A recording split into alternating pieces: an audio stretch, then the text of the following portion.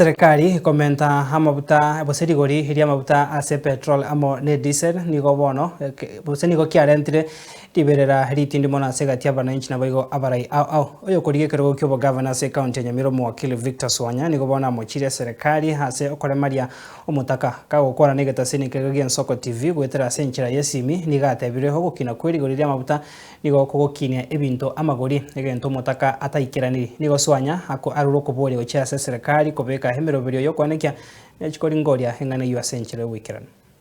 The government must do more. Amaganaya a petrol station, I mean petrol, which has gone up. How do you call it increase a petrol? I mean diesel, which is largely used by 40 shillings per liter, right? A petrol by not 20. Now, I'm sure by the end of tomorrow we'll know that increment with the actual effect we'll say in between here that's quite a huge percentage. Nandi only they have reduced tax.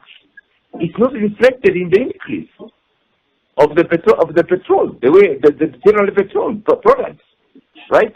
So we expected that increase to have been much lower if already they have reduced taxes to 13%. Now again to Kende, if again they are saying that they are pumping billions of money from the levy to caution. I mean, are they saying the actual increment was more than 40? Was it 80 or was it 100? So I've known the word Oborabu as the increment here.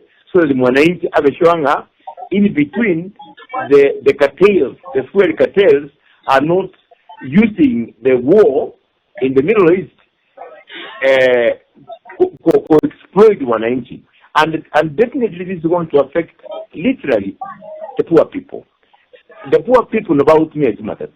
I want net they can manage because they're able to fuel after all reaching mama about lakini umuntu mutakoyo basi yagutumia matatu yagutumia this increment is going to reflect to them.